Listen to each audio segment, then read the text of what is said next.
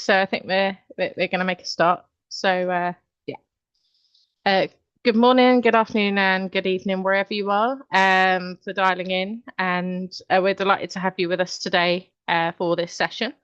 Welcome to today's webinar on engaging dispersed workforces and understanding culture in non-profit organisations.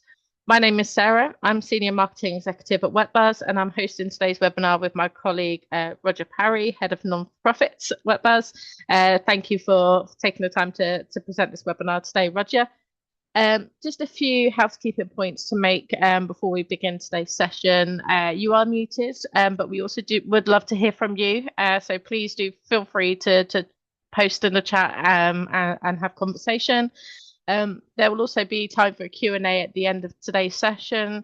And also thank you to those who have pre-submitted questions when you signed up for today's webinar. For any further questions, please do use the chat function and the Q&A. We will make sure that they're included in the Q&A section at the end of the session today. There are also a series of polls within the session, today's webinar, so please do take part. It does help us and helps give context to what we're talking about, so they will also be used. And the slides and the recording will be shared after today's session, so you will receive that from us after today. Next slide, please, Roger. So what to expect from today's webinar. So we're going to talk to you a little bit of an introduction to WorkBuzz for those of you who are not familiar with us and what we do. Like I mentioned, we have a few polls just to sort of get some context and to get your thoughts on the topic of today's session. There'll be a case study that we've put together that will bring the topic to life. Then we're going to discuss organisational culture, using engagement surveys to understand culture in your own organisation. And then at the end of it, we'll have our Q&A. Next slide, please, Roger. So, an introduction to WorkBuzz. So who are we? At WorkBuzz, we work with HR leaders to help them measure, understand, and improve engagement. Not only do we have years of experience under our belts consulting leadership teams on how to drive engagement amongst their people, but the WorkBuzz survey platform is built to provide clarity on how to turn employee feedback into change, making sure that people feel heard and ultimately improving working lives. Next slide, please, Roger. So we work with companies around the world, from not-for-profit organisations to leading retail and hospitality brands, construction businesses, and everything also in between. These clients use the WorkBuzz platform to gather feedback from their people throughout the whole employee life cycle, from onboarding to exit and all those important moments in between. From the full diagnosis that an engagement survey can provide to bite-sized listening moments and quick pulse checks, all of it is included in the one platform and one subscription to suit the listening program that works best for you. The versatility means that you can ask a bespoke question set to get the feedback that matters to your organisation. Access to the platform is paired with ongoing support and guidance from a dedicated team. And we help HR really understand their survey results, the nuance amongst the numbers, and also what it means for your organisation. Next slide, please, Roger. So the platform itself helps to reach every employee or volunteer, whether they're on the shop floor, behind the bar, or out in the field delivering aid. And it's all about facilitating change and improving working lives, right? So WorkBuzz also includes AI-powered features and action planning for your leaders and managers to drive meaningful action, which is what an employee listening program should be designed for.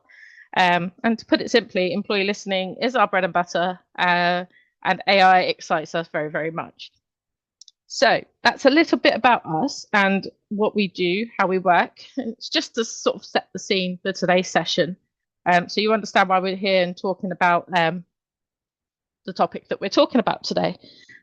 So what we'd like to do now is open up to some poll questions, just to get your thoughts and to see sort of bring it to life a little bit. So I will launch the first poll question now. So if you could just take the time to answer this, that would be great. We'll give you a minute to do that.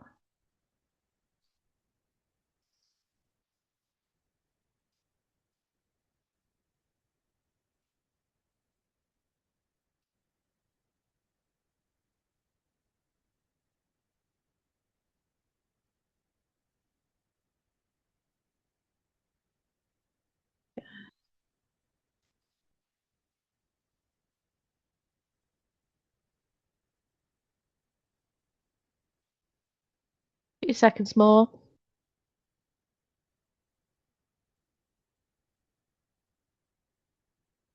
Okay, we'll close this poll now. Roger, over to you. Can you Thank see the you very much indeed. results? Um, Out of a randomly selected sample of 15 people who have attended an hour on culture change, all of you, feel that culture is important to the right culture is important to your organization. So thank you for that. Obviously, this is not exactly a random set of people, but great to know that you are all really interested in culture and getting the right culture for organization. So thank you. Brilliant. I will launch the second poll question that we have for you. So bear with me. Hmm, is that not launch it? Sorry. There we go. And here's the second question.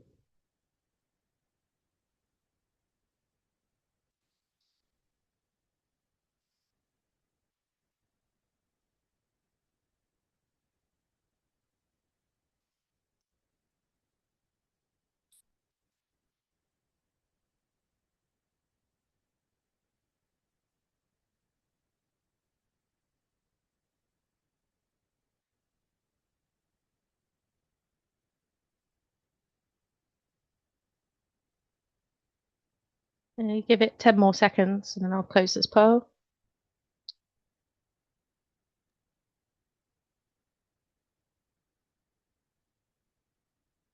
Okay, so we're going to end the poll here and share the results. Over to you, Roger. Thank you very much indeed. Great that about a third of you feel you get a lot of insight, and saw 6 out of 10 some. So the majority of you, I think, of you are saying some or a lot of insight. We're going to build on that today and hope move you all up this curve. A few of you, one of you feels you're not getting much at all at the moment. So thank you very much indeed for that. Really helpful. And our final question. Again, give you about 30, 40 seconds to go through this. And this It one is is. actually a multiple choice, so please do select as many that are relevant to you and your organization.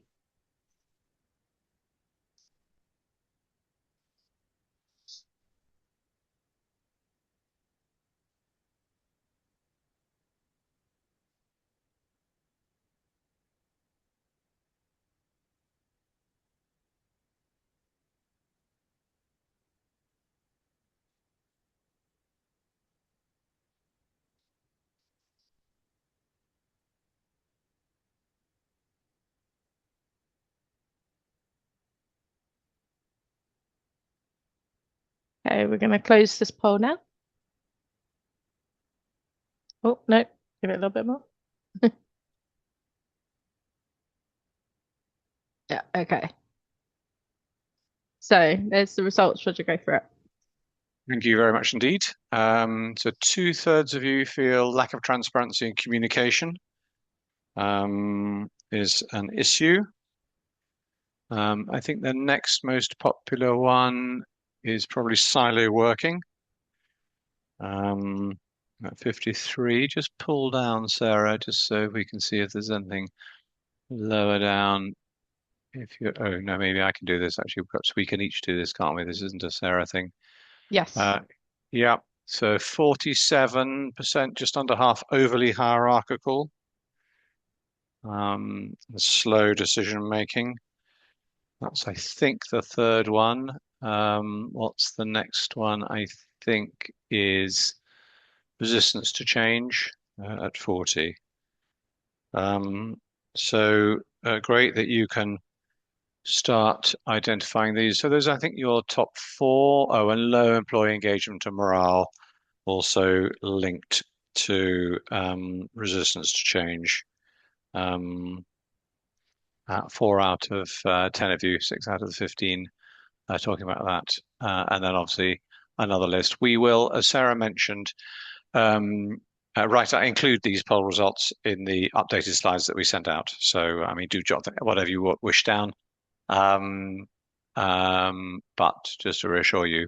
And the other one's slightly getting lower, but there are some existing frequent conflict and workplace toxicity. Glad that none of you are experiencing that. If you do, it's pretty horrible.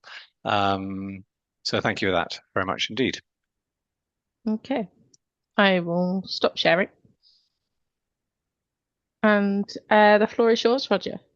Over Great. to you. Thank you very much indeed. Yes, indeed. A few years ago, it used to be the floor. You know, we all used to run workshops and we'd be able to look in people's eyes and jump on trains and go to workshops. But these days, of course, it's the webinar, which, of course, is brilliantly convenient. It means we can dial in from wherever, and one doesn't end up discriminating against people who live a long way from where you happen to have chosen to run the event. Which in our case used to be London. So we were probably a little bit London centric. So yeah, here's the topic. It's about culture change. And I thought we'd start with a case study, just talk you through a particular organization and where they are at and what we did to help and how they took it forward. It's a large international organization, not done much employee listening recently as they sort of came in to think a bit about a survey. They were very much feeling that there was inconsistent leadership practice, pockets of unethical behavior, and cultural issues inhibiting performance. So that was the sort of setting. And then what they wanted to do was to run a fairly comprehensive survey covering engagement, culture, self-satisfaction, with those aims, identifying areas for improvement. So that was very much where it came from, but also wanting to enhance organizational culture. I think they got some fairly clear ideas of the culture they wanted: open communication, ethical behavior, inclusion, and continuous improvement. It wasn't as if they were sort of neutral to culture. And that's, of course, helpful to have some clarity about the sort of culture you want to build, because that can help then you shape the questions that you ask to find out. So here's, I mean, obviously we did a survey with them and fed loads and loads back. Here's a summary slide which we used to feed it back when I think it's reasonably interested. There was a place in the survey where uh, respondents could choose 10 words from a range which they thought were described the culture. And in this organization, about 56% of the words chosen were positive words and 44% were negative. On the left-hand side, we can see that the positive words selected were things like collaborative, diverse, healthy, work-life balance, friendly, and then another long list.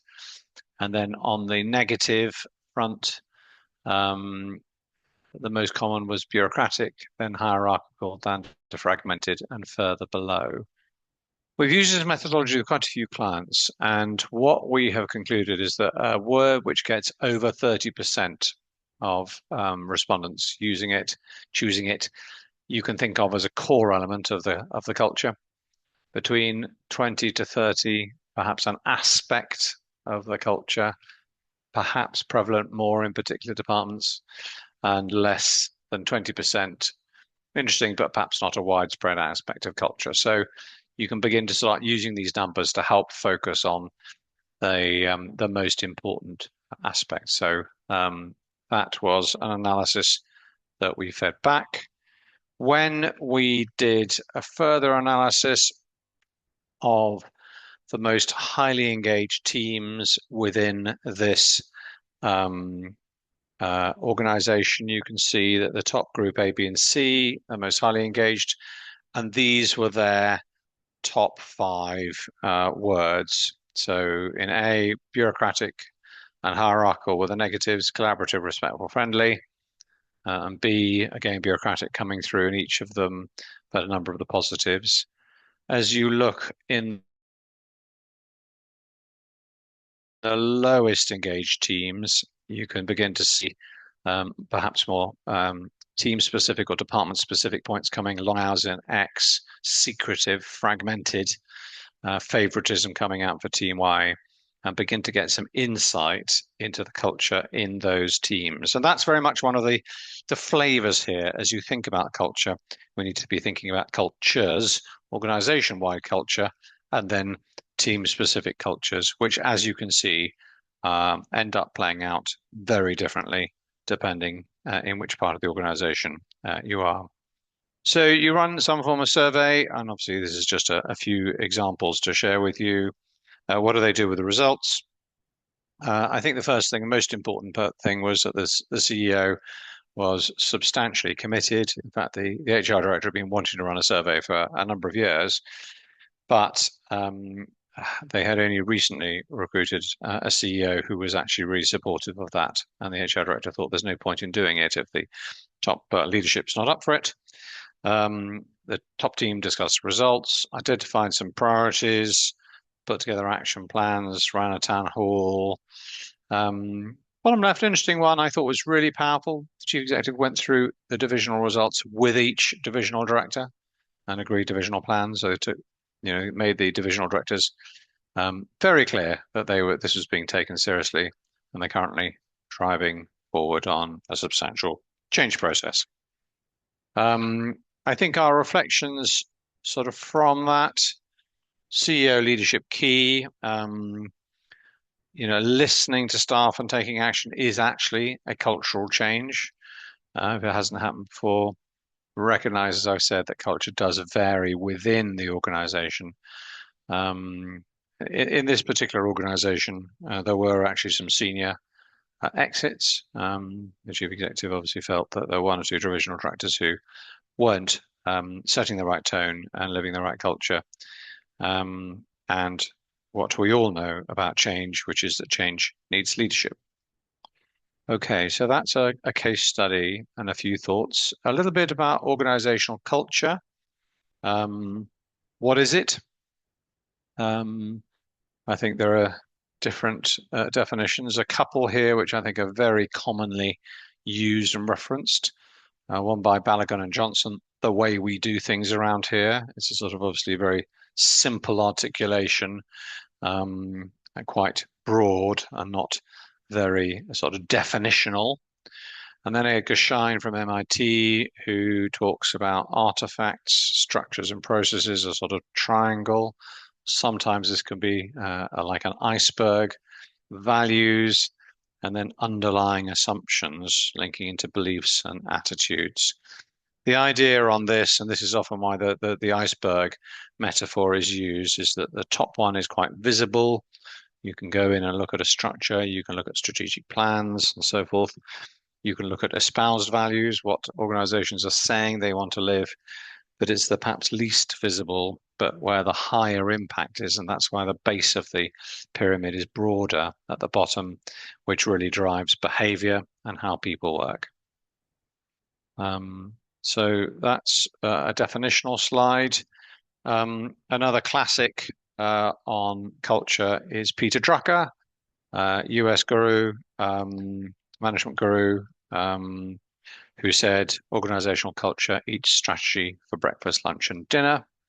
What does he mean by that? What he means by that is that if you don't have the right culture, it will inhibit your organization implementing its strategic goals, whatever they are. And therefore, it's really important to pay attention to culture if you want to be a successful organization. And that's very much in line with what you were all saying in that poll question, which is it's very important to have the right culture. And as we all know, and Peter Drucker talks about this, poor culture blocks progress. Too much energy then gets spent internally rather than on delivering fantastic products and services for externals, customers, and other stakeholders that we're set up to serve.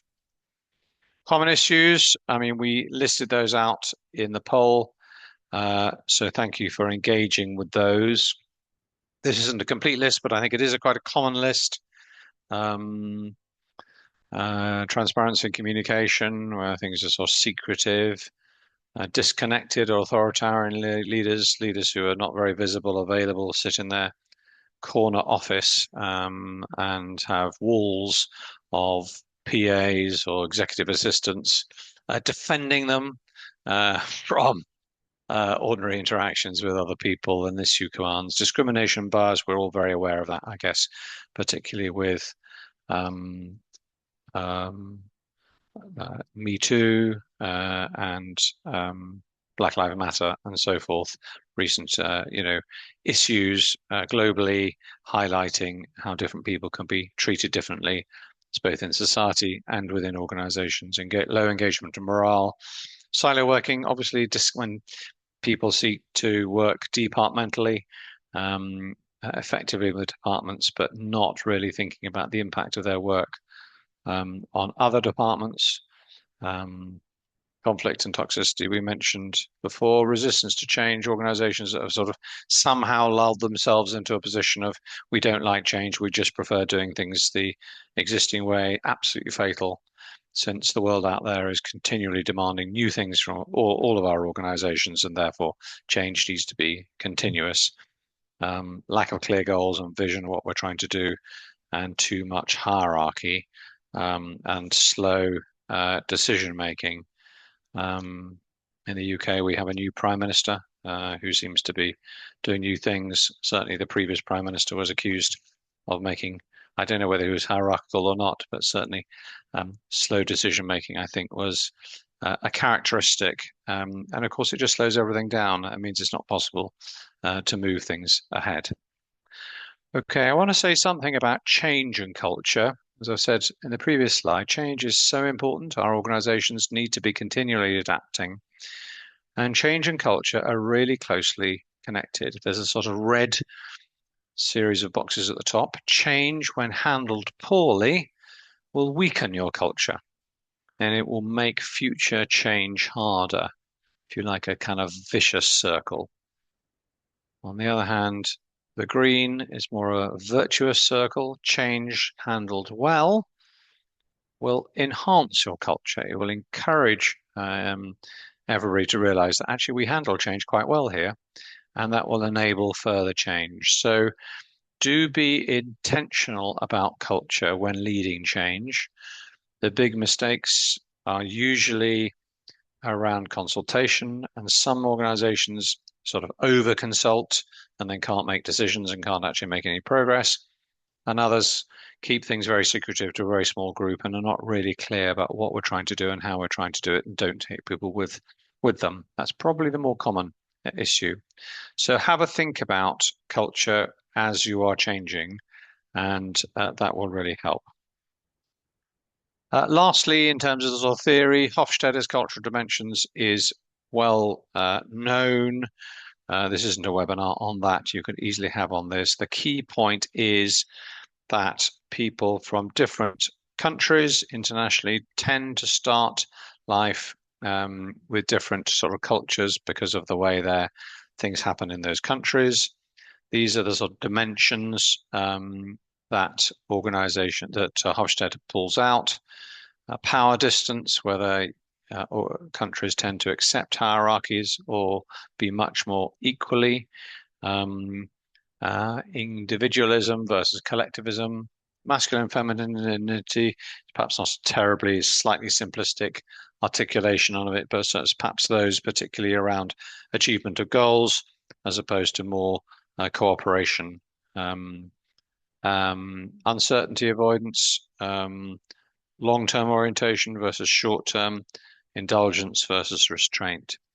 So I think the key thing here is if you're working in different countries, working with people across the world, do have a think about some of those cultural differences that some of your people may well bring into your organization.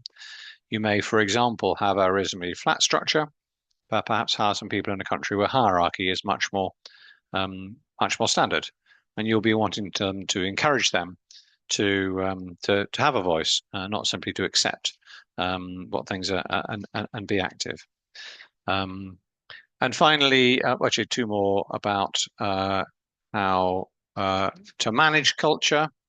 I think there are some principles. Culture changes by talking and doing things differently. I think both words are really important here. If you want to change culture, you have to articulate that. You have to have some words saying we want to be better at working together. We want to reduce silo working. We want to be, leaders need to say those things. But we also need to do some things differently, actually, some change of processes. Words without actions end up being empty. Actions without words, I think, make it harder for people to come on board and know where we're trying to go. Leaders are key here. They do make a big difference, as in that case study. Leaders don't have to do all the work. They do need to have a champion and communicate. And culture change is hard, possibly impossible, when leaders don't see the need for change. Or perhaps another way of putting it is, if leaders don't see the need for cultural change, then perhaps the best culture change you can do is at a departmental or team level. It's going to be difficult to do organization-wide culture change. It takes time and needs reinforcing. It's not a quick win. As I mentioned, do embrace culture when you're doing change. Think about the change you're making and try to think carefully about the cultural values that you're espousing in terms of how you do change. It's got to continue to evolve culture. You never, as it were, completely get there. You need to be continually looking outwards to see what the needs are and inwards to see how you're doing. And final really important point, the culture really does vary in different parts of the organization, as we saw. So the steps are about diagnosing the current culture, making a case and crafting a plan, championing and walking the talk, take an inclusive approach wherever you possibly can, win hearts and minds. You're not going to be effective in cultural change if you don't win hearts and minds. You'll never, of course, get everybody agreeing to something, but you want to get the majority supportive of the way forward. Make changes, listen regularly, and replan when you need to. Okay, so the final section is around engagement surveys and how they can help you understand culture in your organization. Do think that there are a number of benefits of surveys. Firstly, as I said, I think a survey is a cultural intervention. It's obviously about listening, and provided that listening results in action, then that is a positive dynamic. The leaders and the organization saying, actually, we want to hear from you and we want to take action. And that's actually really important for people to know, as opposed to thinking, actually, they don't want to know what we think and they're not going to take any action, even if we do say things.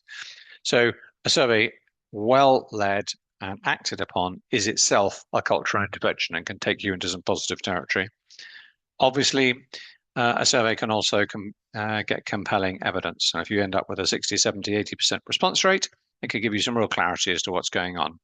Use it as a tool diagnostic. Help think through where to focus, whether that's on particular aspects of the culture that are working well, less well, or indeed on parts of the organization. I think you can demonstrate your listening and you can use a survey to track progress as you move forward. This is perhaps just to put a few numbers on this. We work with lots and lots of nonprofit organizations, as you know, and we offer our clients benchmarking. So we can say, choose a group of clients, 10 or 15 clients we work with, and then we can benchmark your results. So we are interested and we look all the time at how scores on particular questions vary. So this is some data from this. So if we take the top point, which is good, I would recommend this organization as a good place to work. The bottom quarter, the lowest quartile, as it were, the average is about 65% of staff would recommend it or is it a good place to work. In the top quartile, it's 90. Imagine the difference between 9 out of 10 people feeling it's a good place to work as opposed to 6.5 out of 10. Second one around, I trust the leadership group. Again, 9 out of 10 in the best organizations, the top 25%, just over half in the lower ones. The organization is open and honest, linking into that transparency and communication point. The gap quite a bit here, up from half for the lower quartile and 8 out of 10. My ideas are listened to, big gap. This organization manages change effectively. In the bottom 25%, it's about a third. In the top, it's about double that, over two-thirds. The organization has strong values. Again, quite a gap. We were talking about silo working. Different parts of the organization work well together. In the less good organizations, it's about four in 10 of people feel that. It's a difficult one to get right. You can see the scores are modest. In the top, it's more like 70%. And if we look at the whole area of abuse, then in the lowest quarter of organizations, about 1 in 5 staff talk about having experienced some form of abuse, discrimination, harassment, bullying, and so forth in the last year. In the best organizations, it's down to 8. We've never seen an organization where it's 0, but quite a big difference. So a few numbers there. And I think there are 2 points here. One is there really are differences between organizations. So if you can get access to some benchmarking information when you run your surveys, then do that. That will help you understand where you are, but also big differences within the organization too. So as you're designing your survey, when you're wanting to get a good readout on culture, do have a think about these sort of topics. Obviously, you'll want to have some questions on culture, communication, leadership, management. The respectful workplace is the sort of topic we use for getting all that horrible stuff on abuse. Diversity and inclusion, you'll want to definitely get into well-being, engagement. You'll want a good range of demographic questions, not only by department to get those departmental or team breakdowns, but also by personal demographics, by gender, maybe ethnicity, country of origin, and so forth, to see whether people are getting an equal or similar experience or whether some groups are getting different experiences. And also you'll want to have some of those open questions that I mentioned before. I mentioned a case study. This is just an example. It's in the slides of how you can ask that question.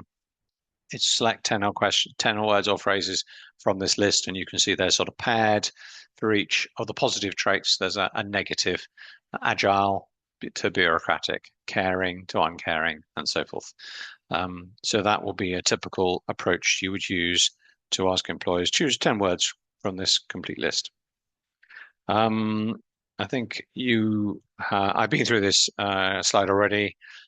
As I said, these are the results you get and help to show you what your key aspects are. And then also, do the breakdown by team, and you will see the cultures being very different in your different teams. I mentioned open questions. So a nice open question. How would you describe our culture?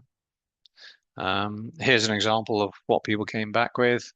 A mixture of collaborating and mission-driven, top theme, diverse and inclusive, scientific excellence, complex, sometimes fragmented. You can begin to get, and you can use AI, of course, but to analyze these results.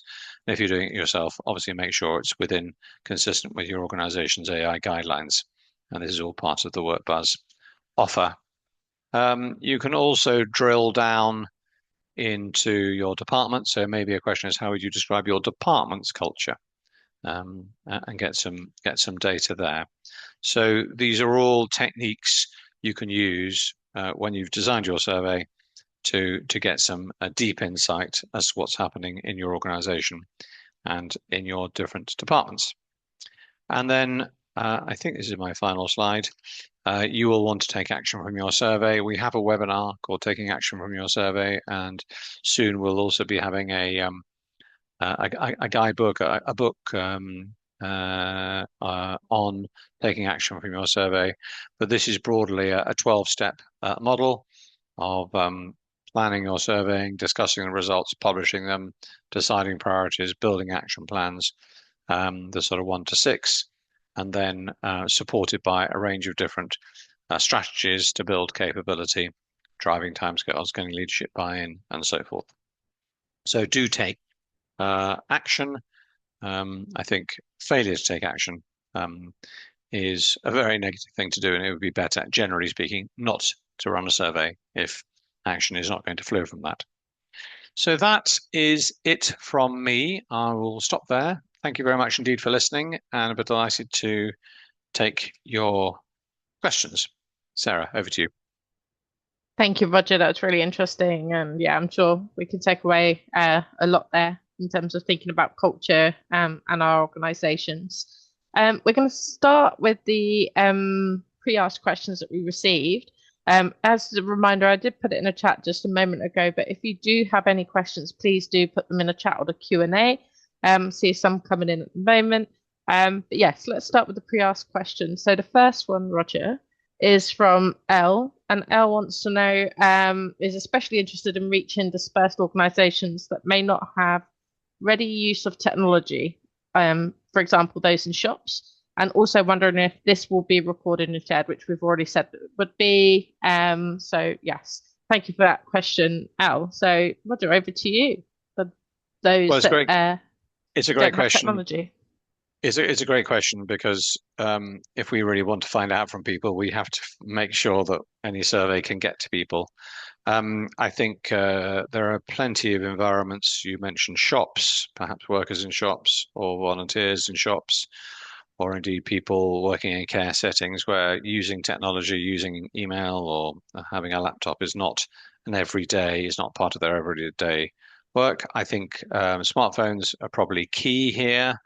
And what's important is to think through how that can work. So, for example, it might work where you have a QR code in each shop and you ask your volunteers, for example, to scan the QR code, log on using a sort of simple log on. We call it a kiosk code, so they can their unique response can be recorded. Um, Avoid paper questionnaires at all costs if you possibly can. I think these days, with most people having smartphones, obviously not all, that's the way to go. Get people doing the survey on their phone, make it easy for them, and then they can contribute their thoughts. And then what's so important about that is then you can get a really good response rate from all people. Because if it's the case that you only get response from people who are online and not from those who are slightly disadvantaged on technology, you're going to be missing out potentially on a big range of insight. Brilliant, thank you. That's yeah, really useful. The second pre-asked question that we had was from Ibrahim, and Ibrahim asked, "How can we ensure synergy of action to better reach target audiences?" Well, I don't know if Ibrahim you're online or not, and forgive me if I don't answer questions sort of fully. I mean, I think action. We've talked about reaching target audiences with a survey. So I guess what I'm thinking in a sense is you're asking about taking action as a result of the survey. Um, and indeed, there may be many actions which are sort of organization wide. So that's a sort of communication job.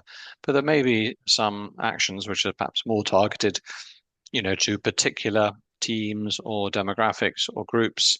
I think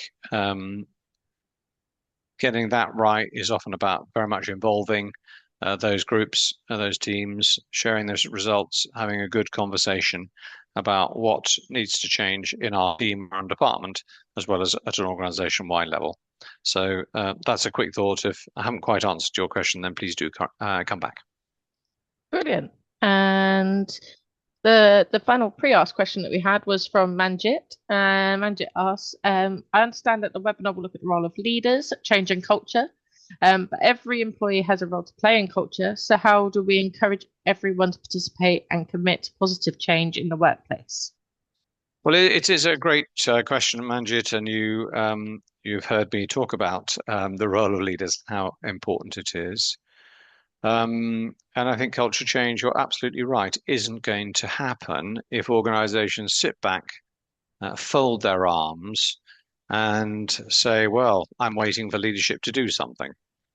That's clearly not going to work. So I think what role leaders have to do is to make things practical. Um, so, for example, suppose that leaders decide to refresh their values. Um, in fact, we've done this at WorkBuzz recently. We've last year we did a project to identify 5 values, and those are all sent out and all the rest of it. But the values don't just sort of stop there. We have a regular meeting every week, and we have a Slack channel. And when people support each other, people say thank you, and they link that to the value. So the values are kept alive.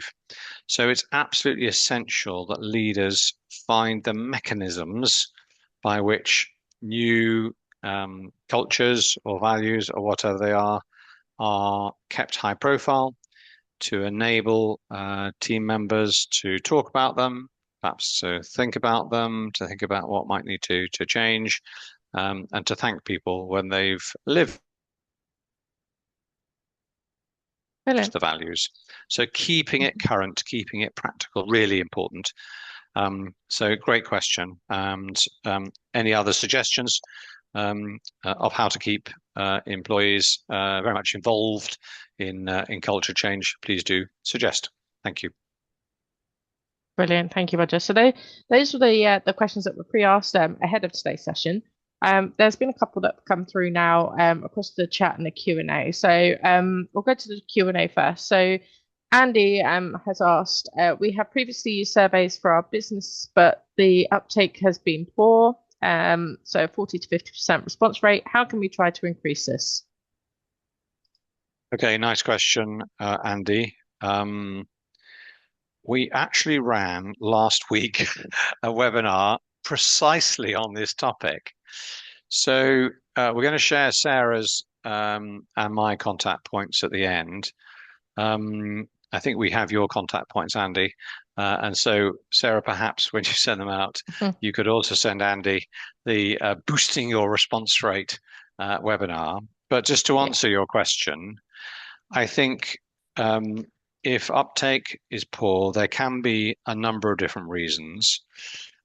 Often, the biggest reason is simply that staff do not see change happening from surveys. And if they don't see that, then the obvious question is, well, what's the point of me doing a survey since it seems that nothing happens? And that nothing happens might be either because nothing happened, or it might be that actually good stuff happened, but nobody knew about it. So have a think about actions and what and your communication. Sometimes uptake can be poor earlier.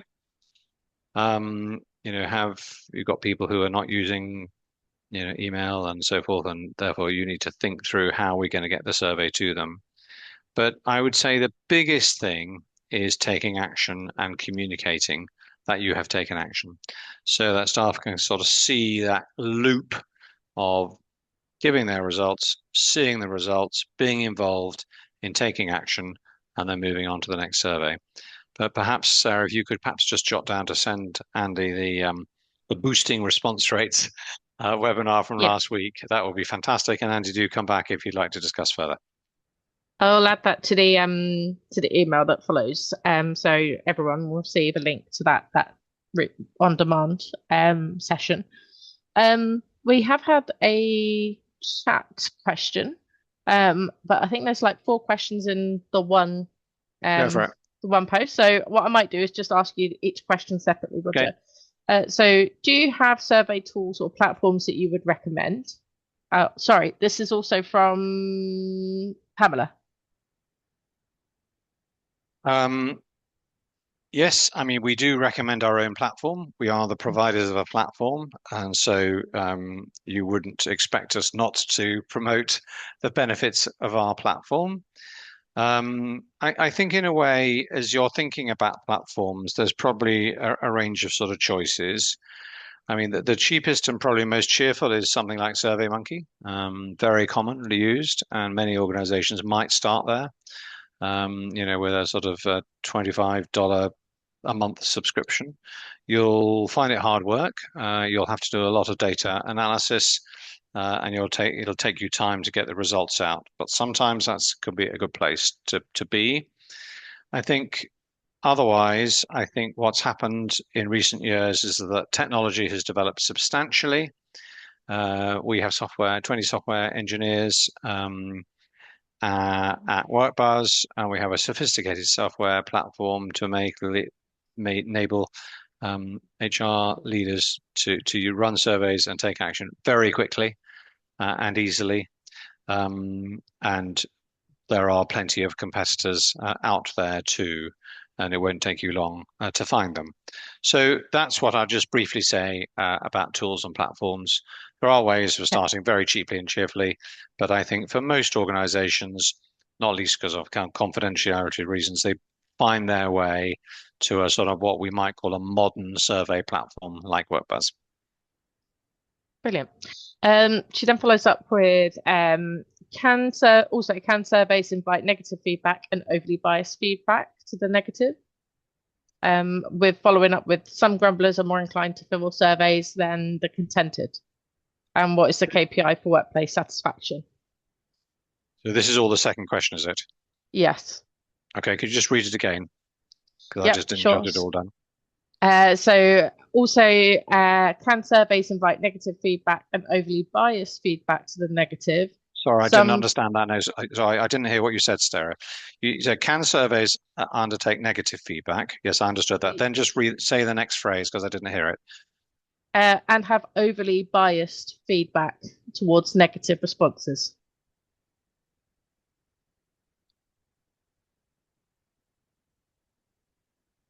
Okay, anything else?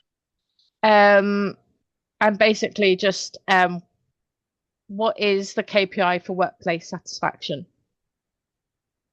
Okay. All right, about three questions in here. There are Hmm. different ways of answering your question, Pamela, and it might be easier to unmute, but um, I want to say, I think, two or three things here. First is about survey questions. You can absolutely have negatively phrased questions. Um, most surveys tend to be mostly asking people to respond to positively phrased questions. I trust and respect my manager and so forth. But there are some topics where negatively phrased questions will be more appropriate. That's the first thing. The second thing to say is I don't agree with what I think is your assumption that there is negative bias in surveys. I think if there's any bias, it's more likely to be positive bias. The people who are negative think it's not worth bothering because management and leadership are not going to do anything, or if they do anything, it's going to be a waste of time. So I'm going to delete the survey invitation. So I think there's a bias. It's um, to make the point that those who don't take the survey are more likely to be negative than those who do. Obviously, one can't prove that because we don't have any data to prove it, but I think that's the assumption that you should work on. What is the KPI? I don't think there is, for staff satisfaction, I don't think there is a single one. Um, uh, we, within the not-for-profit sector, got to the place where we um, recommended to many clients to have an engagement index, which is, in a sense, your KPI point. I would recommend this organization as a good place to work. We did that because for not-for-profits, we find generally that the pride of working in the not-for-profit is very high and people are willing to give the extra effort because of the mission of the not-for-profit. And that therefore, the head question, I'd recommend the organization as a good place to work, um, became for us our top KPI. But it is also an organizational choice as to how you want to think of your KPIs in your survey. And there are other approaches, which I'll be delighted to talk to you about separately if you wish to. And the final part is, do you have any recommendations on cultural competency training resources? Um, I think the simple answer is immediately no. Mhm. Sorry to be rather unhelpful here, Pamela. Cultural competency resources, I guess what we're thinking of when you're thinking of competencies is you're thinking you probably have a competency framework, you wanted to build skills. I think there could be a range of resources as you begin to think about this. You could think about it in terms of change, you could think of it in terms of culture, you could think about leadership. Nothing immediately springs to mind. I think if you're beginning to look at people who do leadership development, people who do organizational development. Those are some of those sort of zones to have a look at when you're thinking of what resources there might be. Have a good look at the CIPD website. I think that could be a good source of some resources. Have a look around, but none immediately spring to mind. Um, Brilliant. I'm Okay. afraid. Yeah. The final one, I think Gina's got her hand up, so I'm going to allow Gina to sort of come off mute and to ask a question. Go for it, Gina. You're on mute. But if you would rather type it into the chat, please do, whichever's easier for you. Yes. Oh, so accidental apologies. Okay, no problem. No worries at all. Okay. So yeah, I think that's brought us to the end of today's questions. And thank you, Roger, for answering those. I think some really interesting points that were raised. If anybody has any more questions, or Pamela, you sent me a comprehensive set of questions. I think I had a go at answering. If you want to sort of follow up at all, or Andy as well, when we were talking a bit about survey uptake, if anyone wants to sort of follow up, we have got 5 minutes or so, or indeed any other points, but I hope that's been helpful. Okay, shall I move the slides on and was in case Yeah. you do ask any if you wish to. Let me just see if I can get the slides moving forward. That would be helpful. Here we go. Yeah.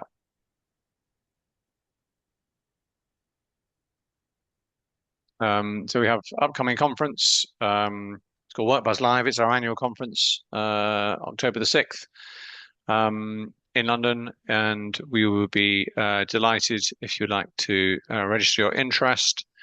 We usually have about 200 people coming from across the UK and abroad. We have a range of interactive workshops, demonstrations, plenty of networking and finding out what's happening. We've got a link here. I don't know whether colleagues online, if they were to click that, would they click that link or would they You'll be just able do to that in the deck that we send in the round. deck that we send out? Brilliant. Yeah. So anyway, that's how you can join. So we very much hope to see many of you there. Sarah, is there anything else you want to say on this one? Yeah, just reiterating, it's our annual event. In the email that follows the session today, there'll be a link within the email as well, so you can be able to click on it, but it's also in the deck. Good. Thank you. We would love your feedback on today's webinar. We're always keeping to this is, I think, 3 question. So if you'd like to scan the QR code and give us quickly feedback, we would appreciate that. Again, this will be linked in the deck that follows today's session. I have also just popped it into the chat as well for those that want to just take time to do it now. But I yes, think otherwise doing it it will now be. is always good. I think if you get it in a couple of days' time when you've got the slides, I think you'll have other priorities. So if you had a quick moment, it will take about 1 minute, possibly less. And then this is our contact points for Sarah and me. We hope you have found this useful. Do connect with us if you wish to discuss further, and be delighted to have a one-to-one catch up or something in the diary if any of this would be you'd like to discuss further. Sarah, anything else from your perspective? No, nothing else from me. Just thank you, Roger, for presenting today and for sharing your valuable insights with us all. I think, yeah, definitely there's something there for us all to take away and to think about going forwards. Good. And thank you from me too for joining us today. And we wish you a good rest of the day, and look forward to keeping in touch. Thank you very much indeed.